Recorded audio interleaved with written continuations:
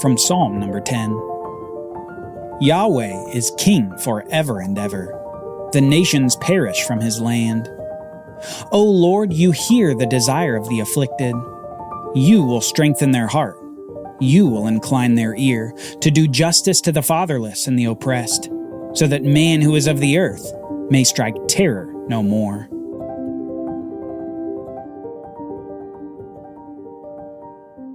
Everyone wants to be happy.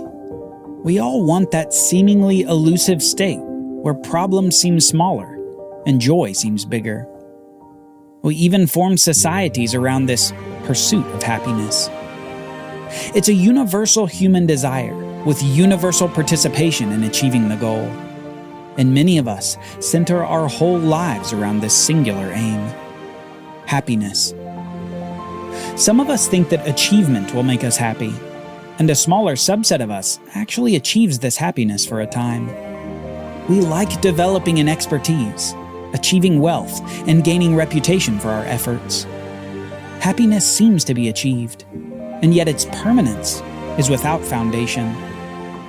Inevitably, expertise fades with new industrial developments. Tenacity fades as age sets in, and the dollar once satisfying becomes a number to be preserved as retirement looms. At best, the happiness achieved from achievement fades, because achievement once gained is the only foundation upon which that happiness can be maintained. Some think that relationships with others will make us happy, and many of us experience great happiness in our interactions with others. We laugh together, make music together, have fellowship with one another.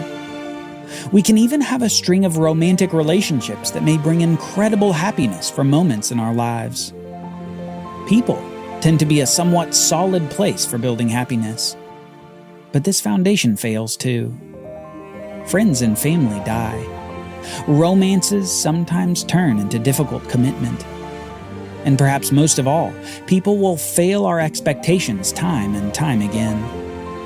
The foundation for our happiness forms cracks, and our happy lives come tumbling down with a new revelation of sin, the decline of a loved one, or an intense disagreement with a friend.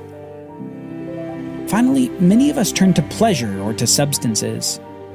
One form of this may be overeating, but perhaps worse forms include addictions to alcohol, drugs, or other substances. Things that lift us for a moment into a state of happiness and euphoria become our slave masters. The shackles we so wanted in moments of desire become difficult to escape from. We're enslaved in agony to what once made us happy.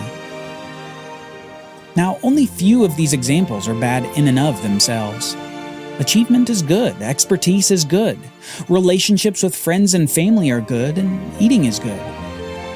All of these things are elements of God's great bestowal of gifts upon the people that He made.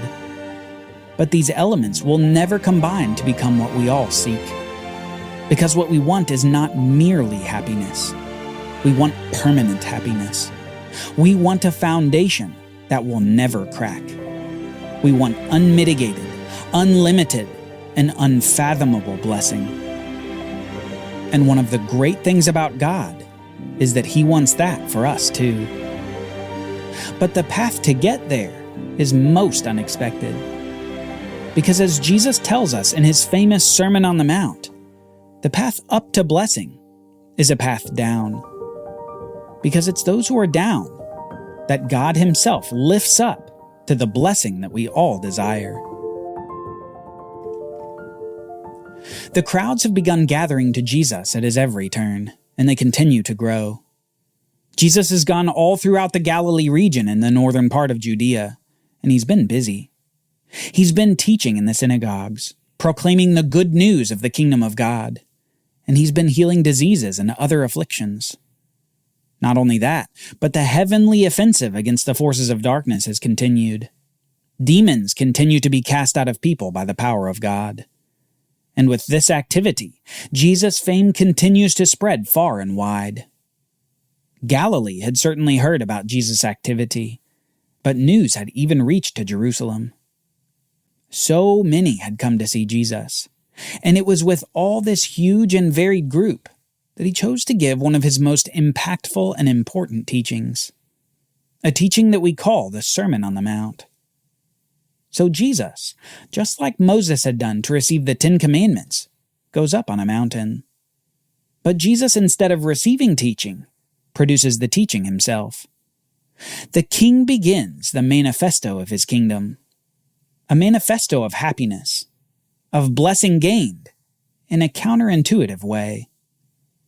He sits down atop the large hill and begins with this: "Blessed are the poor in spirit, for theirs is the kingdom of heaven. Blessed are those who mourn, for they shall be comforted. Blessed are the meek, for they shall inherit the earth. Blessed are those who hunger and thirst for righteousness, for they shall be satisfied. Blessed are the merciful, for they shall receive mercy. Blessed are the pure in heart, for they shall see God. Blessed are the peacemakers, for they shall be called sons of God. Blessed are those who are persecuted for righteousness' sake, for theirs is the kingdom of heaven.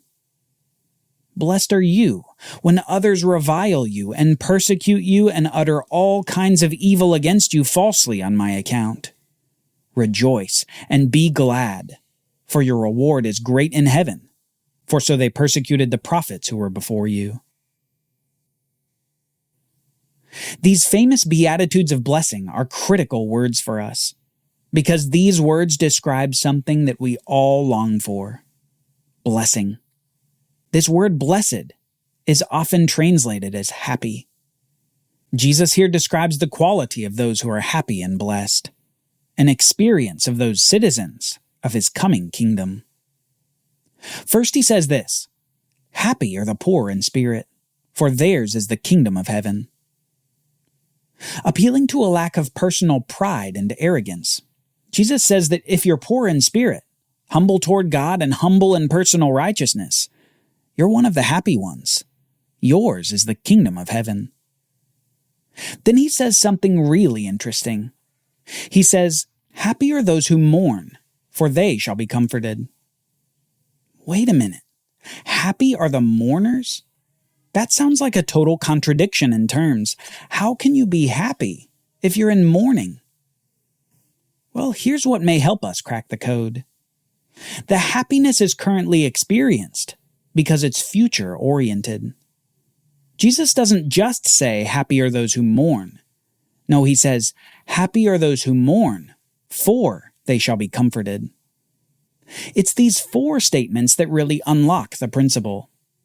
Jesus says that those who are poor in spirit, who mourn, who are meek, who hunger and thirst for righteousness, who are merciful, who are pure in heart, who are peacemakers, who are persecuted for righteousness' sake, and those persecuted falsely, these are the happy ones. And it's because theirs is the kingdom of heaven. They will be comforted. They will inherit the earth. They will be satisfied. They will receive mercy. They will see God, and they will be called sons of God. This happiness is found in the foretaste and in the anticipation of the future.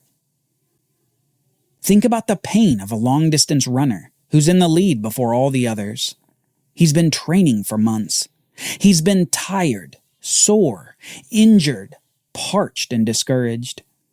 But he kept on training because he's been looking forward to this moment. This last turn around the bend before he will finally get the prize.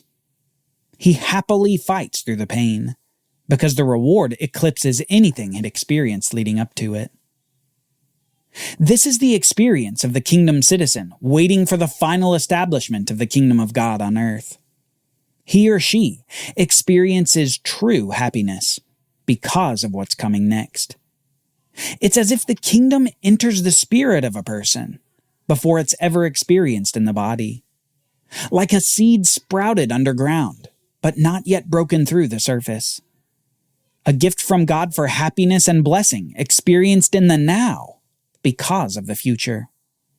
A deposit on the blessing yet to be experienced at the culmination of the kingdom. Later in the Bible, we read these words of experience of this internal blessing in the midst of external difficulty. we read this: "We do not lose heart. Though our outer self is wasting away, our inner self is being renewed day by day. For this light, momentary affliction is preparing for us an eternal weight of glory beyond all comparison, as we look not to the things that are seen, but to the things that are unseen. For the things that are seen are transient, but the things that are unseen are eternal.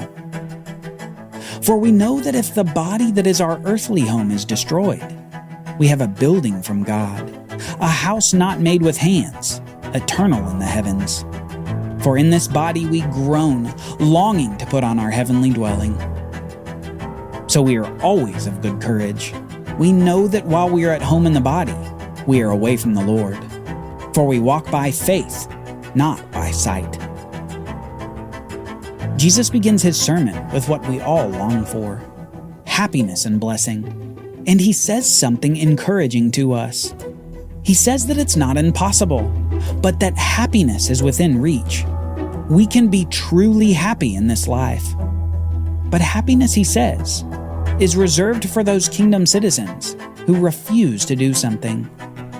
They refuse to build their foundation of happiness on this life. They won't build on achievement, on people, on pleasures, or on ease. They won't be distracted by the temporaries of this world.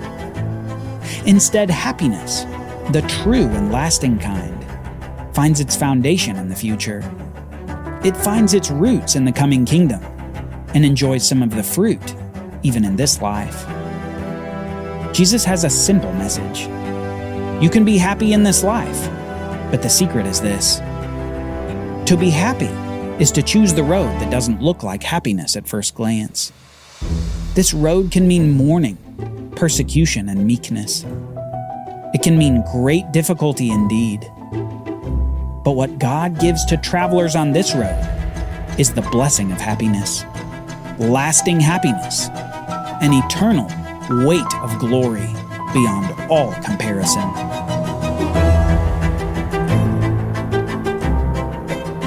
Join us next time as Jesus continues his sermon and begins to address a common notion of the day, a notion that the so-called righteous believe to their own destruction. For Bible readings, reflection questions, and quizzes, don't miss the Bible Brief app. Available on iOS and Android, so you can go deeper into the story. The Bible Brief is a project of the Bible Literacy Foundation, a nonprofit dedicated to helping you learn the Bible. Give to support the Bible Brief by visiting BibleBrief.org or tap the Give link in the show notes. Thank you for supporting the Bible Literacy Foundation.